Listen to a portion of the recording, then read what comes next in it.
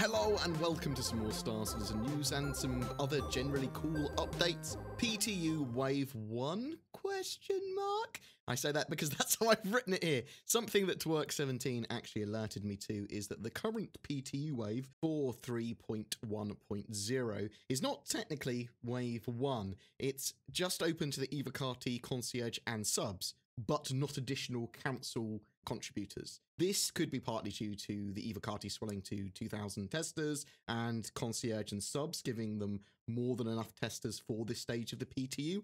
However, it does feel a bit unfair that most of the active issue council members that have not joined the Evocati's ranks have been left out. It's not a raise pitchforks moment for me. I understand that they're a company and they're marketing and they're supposed to make more money, and it looks like potentially they've done that by gating this with subs. However, it does feel pretty unfair. In future, CIG, please don't gate it in this form. It makes you look greedy, and you could, at the very least, allow the most active issue council contributors, because it just looks better from a marketing point of view as well. There's been some cool tech shown off in gaming news recently, with the ray tracing tech being part of the next big realism push for games, I suppose, which is the ability to render and illuminate scenes in real time with beautiful cinematic quality lighting and graphics. Nvidia and AMD both showing off recently what they can do with it and how cool it is. So I'll link to a couple of videos there so you can actually see a bit more exactly what that is.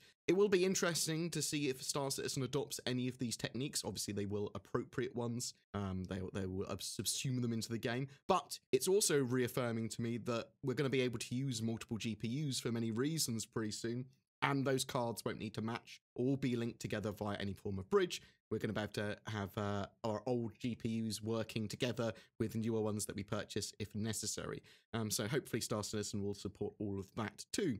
Faces, alien faces, cool things. So 3 Lateral, who are part of the team behind the faces and face-driven rigs of Star Citizen, and to have an active partnership with them, were showing off some of the tech that they've helped develop recently as well.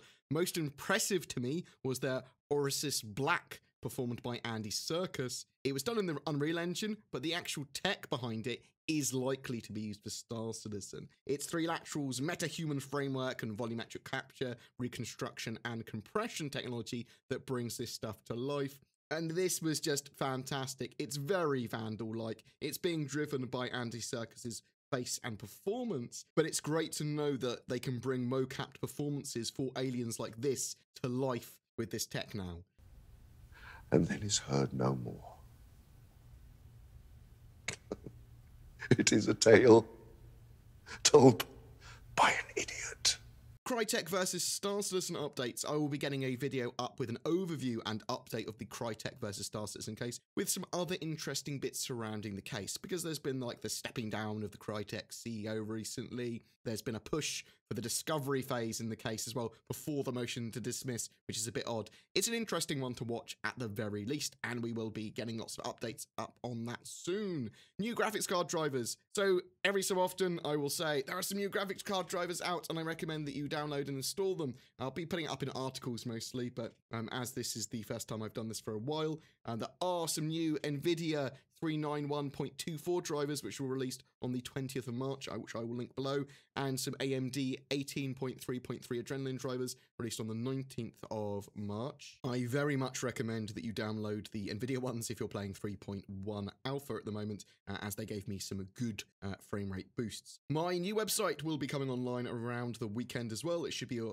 wealth of news, guides and info on Star Citizen, but a little bit of general gaming and that sort of stuff as well, updated daily. Every month we have a ship giveaway for March. It's for an outpost building pioneer donated by my featured org, Forgotten Heralds, a PMC with a history grounded in UEE military service. Their doctrine focuses on operational agility through custom in-game training that is available now. They basically get people's voices and do cool things in-game and make up their own missions and have pre-set routes and lots of different things that can happen. And they also have a friendly active community, which you can get involved with right now by checking out their org page and Discord below to see if you're a fit for them. We also have an org spotlight up talking a bit more about that org, Forgotten Heralds, and there's also a chance to win a Terrapin if you watch that video. But to be in for a chance of winning that Pioneer, make sure you subscribe to my YouTube channel and then just comment on any of my videos during March. Each video will give you another opportunity to win.